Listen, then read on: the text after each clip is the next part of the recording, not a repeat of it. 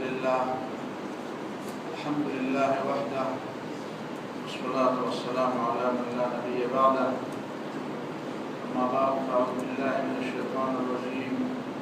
بسم الله الرحمن الرحيم.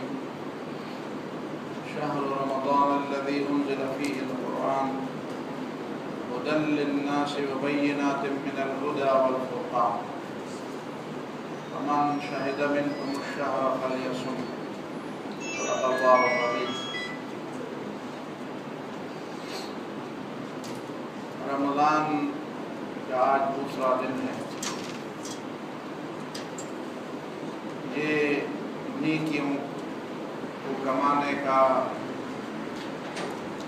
اپنی خودی کی تعمیر کرنے کا، جسمانیت اور حیوانیت سے بلند ہونے کا، رب سے اپنے آپ کا تعلق مضبوط کرنے کا، اور اللہ اور اللہ کے بندوں کے حقوق کی ادائیگی، یہ تمام چیزیں اسی میں ہم سیکھتے ہیں اور ہمیں سیکھنی چاہیے. شہر رمضان الذی انزل فیہ القرآن. رمضان کا مہینہ بہت بابرکت مہینہ ہے جس میں قرآن نازل ہوا. اور اگر آپ اس کو دوسرے انداز سے لے لیں تو قرآن رمضان میں نازل ہوا اور رمضان کا لفظ قرآن میں نازل ہوا. 12 مہینے ہیں، لیکن 12 مہینوں میں سے ایک مہینہ کا نام بھی سوائے رمضان کے قرآن میں نہیں آیا. رمضان ہی کا لفظ قرآن میں آیا. نام جس بھی انداز سے اس کا رکھا گیا ہو لوگوں نے، لیکن اللہ کے ہاں یہ طے تھا کہ اس کا نام رمضان ہی ہوگا. قرآن تو ازلی کتاب ہے، اور قرآن اور رمضان کا آپس میں بہت بڑا تعلق ہے. اسی آیت کے اندر سوچیں، غور کریں. ہدی للناس، وہ لوگوں کے لیے ہدایت کی کتاب ہے. وبینات من الہدی، اور اس میں ہدایت کی کھلی کھلی نشانیاں ہیں قرآن کے اندر.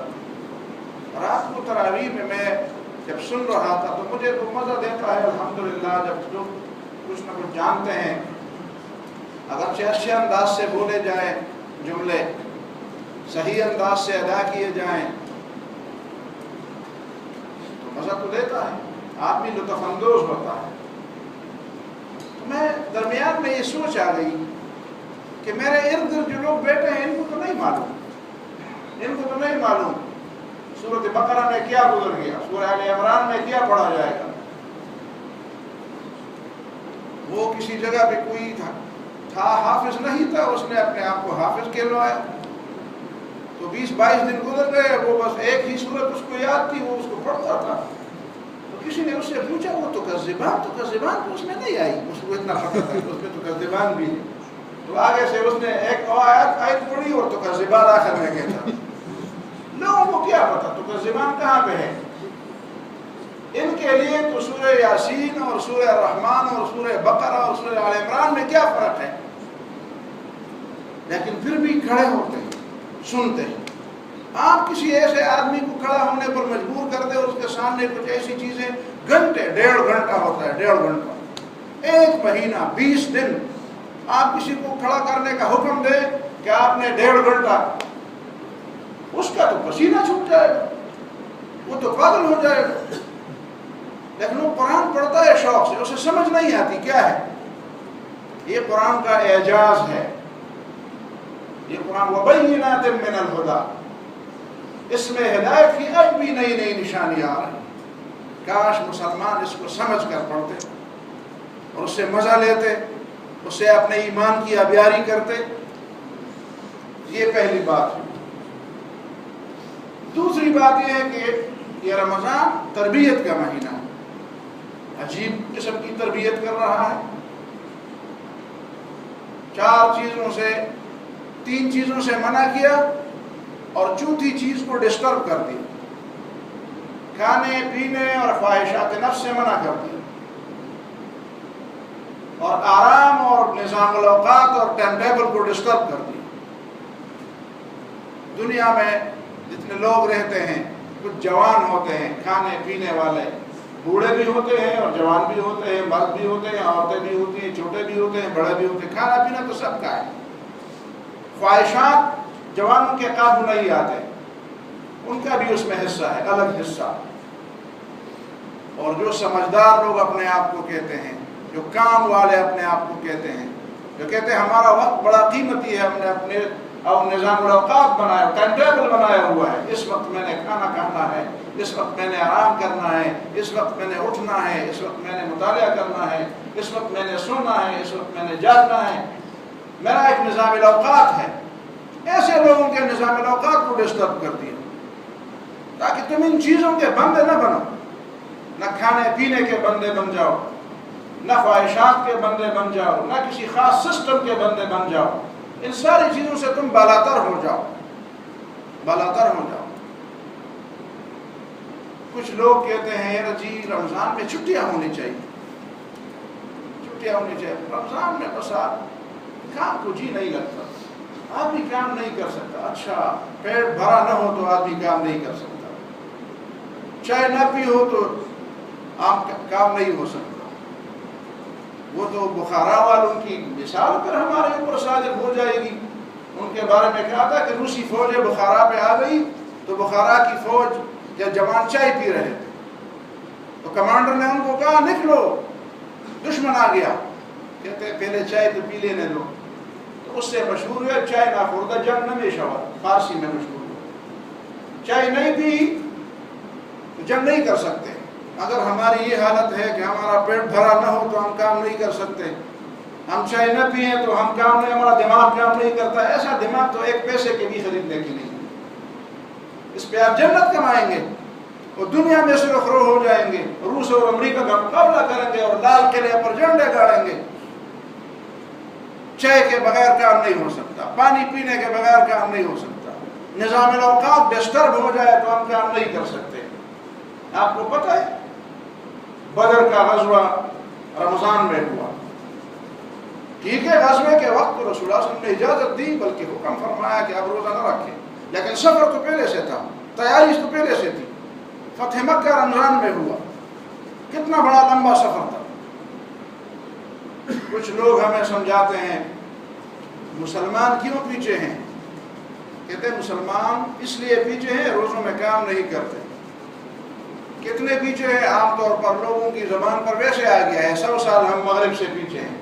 باقی آج میں نے کیلکولیٹ کیا، صحابہ کرام کے زمانے کو چھوڑ کر 1350 سال اگر ہم لے لیں تو 1350 مہینوں کو آپ 12 میں ضرب تقسیم کر دیں تو 112 سال آتے ہیں۔ تو کیا ٹھیک کہا لوگوں نے کہ ہم مغرب سے 100 سال پیچھے ہیں، اس لیے کہ وہ رمضان میں بھی غیر رمضان میں بھی کام کرتے ہیں، ہم رمضان میں کام نہیں کرتے تو ایک ایک مہینے کو جمع کر کے اس کے 112 سال بن جاتے ہیں۔ میں سمجھتا ہوں یہ بات غلط ہے۔ ہم دشمن سے اس لیے پیچھے نہیں ہیں کہ ہم رمضان میں کام نہیں کرتے، ہم خدا کے نزدیک بھی اتنے قریب اس لیے نہیں ہے کہ ہم کام نہیں کرتے، ہم خدا کی نظر میں بھی اس لیے گرے ہوئے ہیں۔ وہ معزز تھے زمانے میں مسلمان ہو کر اور تم خوار ہوئے تارک قرآن ہو کر۔ قرآن نے تمہیں کیا کہ پیغام دیا تھا؟ صرف کام کا پیغام دیا تھا؟ نہیں جی، ایمان کا پیغام، انتم الاعلون ان کنتم مؤمنین، اگر تم ایمان والے ہو تو تم سربلند رہو گے۔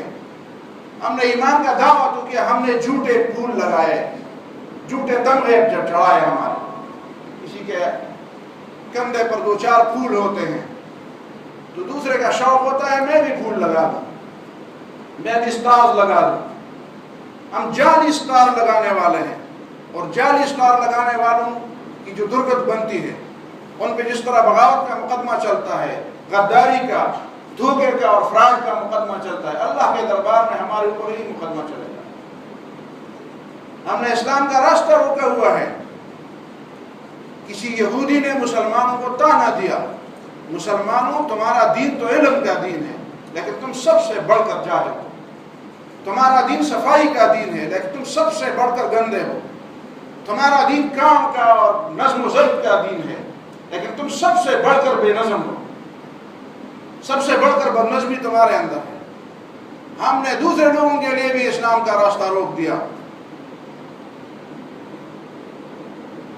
میں سمجھتا ہوں ہمارا یہ پاکستان تو بھی 15 اگست کو جو بنا تھا بعد میں اسے 14 اگست بنایا گیا، اس کی مجھے وہ نہیں ہے، شکوے کی ضرورت نہیں ہے. وہ لوگوں کا کام ہے 14 بناتے ہیں کہ 15 بناتے ہیں، لیکن اس سال 1947 میں وہ 15 رمضان کا دن تھا، جب 15 اگست کا دن 27 رمضان اور 15 اگست. ہمارے اسلاف نے تو قربانی دی، لیکن ہم نے پھر نہ قرآن کو سمجھا، نہ قرآن کے پیغام کو سمجھا، نہ رمضان کو سمجھا، نہ روزے کے پیغام کو سمجھا، نہ آزادی کو سمجھا. یہ بات نہیں ہے کہ ہم کام کرتے ہیں یا زیادہ کرتے ہیں یا کم کرتے ہیں. اپنی قوم کو آپ ان پر قیاس نہ کریں. خاص ہے ترکیب میں قوم رسول ہاشمی. ہماری اٹھان کے اصول الگ ہیں، ان کے اٹھان کے اصول الگ ہیں. یہ جو لوگ سمجھتے ہیں کہ پیٹ بھرا ہوا نہ ہو تو ہم کام نہیں کر سکتے، تو ایسے لوگ جو بھرے پیٹ سے کام کر سکتے ہیں اور خالی پیٹ سے نہیں کرتے، وہ پیٹ کے لیے کام کر سکتے ہیں، پیٹ سے بلند مقصد کے لیے نہیں کر سکتے. اسلام کو وہ لوگ مطلوب ہیں جو خالی پیٹ قربانیاں دیں، جو اپنا آرام تج کر قربانیاں دیں. اور یہی پیغام ہمیں اور یہی تربیت ہمیں رمضان دیتا ہے. لیکن رمضان آیا بھی ہے، گزر بھی جائے گا. کتنے لوگ ہوں گے جو رمضان سے یہ سبق لیں گے؟ میری دعا ہے کہ اللہ تعالیٰ امت مسلمہ کو رمضان اور قرآن کا سبق سمجھنے اور اس پہ عمل کرنے کی توفیق دے. اقول قولی ھذا واستغفر اللہ لی ولکم ولسائر المسلمین فاستغفروہ انہ